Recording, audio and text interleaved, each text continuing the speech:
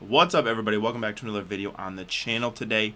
Week 9 is officially in the books. So this right here is my takeaway for every game on the Week 9 schedule. Let's start off with the Germany game. My biggest takeaway is that the Dolphins are frauds. They are now 0-3 against teams over 500, and to be completely honest with you, it just really hasn't been competitive. They weren't competitive against the Bills, they weren't really competitive against the Eagles, and they were down 21-0 against the Chiefs. And honestly, if you want me to take the Dolphins seriously as Super Bowl contenders, they need to start putting up better of a fight against really good teams. I understand that they can shellac really bad teams. They could drop 70 on a team like the Broncos. But when it really matters, you got to be able to beat the good teams. And up until this point, they have not been able to do that. So for right now, I think that they're fraud. For the Vikings versus Falcons game, Josh Dobbs is Superman. I mean, this guy joined the team on like Wednesday or Thursday, got traded over, was going to be the backup to Jaren Hall. Jaren Hall gets knocked out with a concussion. Josh Dobbs just comes in, knows all the plays, knows all his reads, does everything like that, and beats a not great, but not terrible Falcons team. I mean, he was making serious plays. He used his legs. He knew where his hot reads were and everything. I mean, I guess it pays to be an astrophysicist at quarterback. You're just so damn smart. You know where everything's at. But Josh Dobbs has done a really good job for the Vikings so far. And with Kirk Cousins out, they could technically still sneak into the 7th seed in the playoffs if they really wanted to with Josh Dobbs. So good for Josh Dobbs, man. I'm proud for him. Next, for the Bears and the Saints game, my biggest takeaway is that the Tyson Bagent experiment, it's over. I mean, he had 3 turnovers, 2 interceptions and a fumble. Didn't look great. Now, again, I think we needed all to tamper our expectations over a guy that's a Division II rookie, undrafted, right? This guy's not going to come in and be a superstar, but he played pretty well in his first week. And honestly, I think we're realizing that Justin Fields is definitely a better quarterback than him. That was a debate on Bears Twitter, believe it or not. Tyson Bagent is not that guy, unfortunately, at least not right now. And with Justin Fields getting healthy, it is still definitely Justin Fields' team for the rest of the season. Next, my takeaway for Packers versus Rams is that I didn't watch the game. I didn't watch it. I'm going to be dead ass.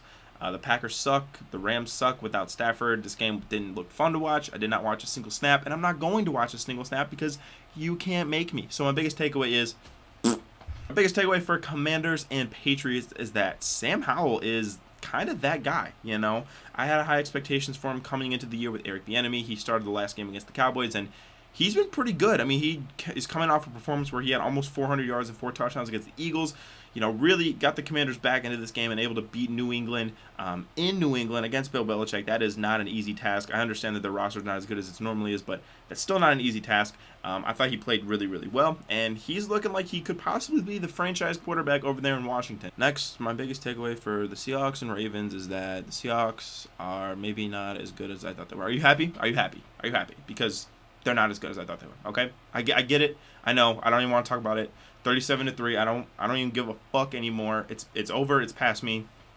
Move on to the next game. Speaking of franchise quarterbacks, though, C.J. Stroud is a franchise quarterback, and to be honest with you, I think the Panthers might be kicking themselves that they didn't take him first overall, because C.J. Stroud legitimately looked like an MVP caliber player yesterday. Broke the single game rookie passing record through 5 touchdowns, including the game winner to Tank Dell. I think a mark of a really good quarterback is that you kind of shit your pants when they get the ball down a score with like a minute, 2 minutes left. C.J. Stroud might be putting that fear of God into people, because he got the ball back with like 45 seconds or whatever it was, drove them all the way down the field, and just was laser after laser after laser. I mean, that guy is really good. So good for the Texans. They got a good one. And the Panthers might be kicking themselves years down the line. My takeaway for the Browns game is poor Clayton Tune, man. He was not ready, especially against a really good Browns defense. He just got eaten alive. And honestly, I didn't really expect anything else, but I feel for the kid, because he's going to get benched for Kyler Murray next week, obviously. And, you know, in his first NFL action, he looked like a junior varsity quarterback. But the Browns will do that to you every once in a while. So I can't say I necessarily blame him, but at the same time, I kind of feel bad for him. Next, my takeaway for the Panthers Colts is that, again, Bryce Young, 2 pick sixes to Kenny Moore. Yeesh, they're really struggling. That trade looks really bad right now. The pick of Bryce Young looks really bad right now.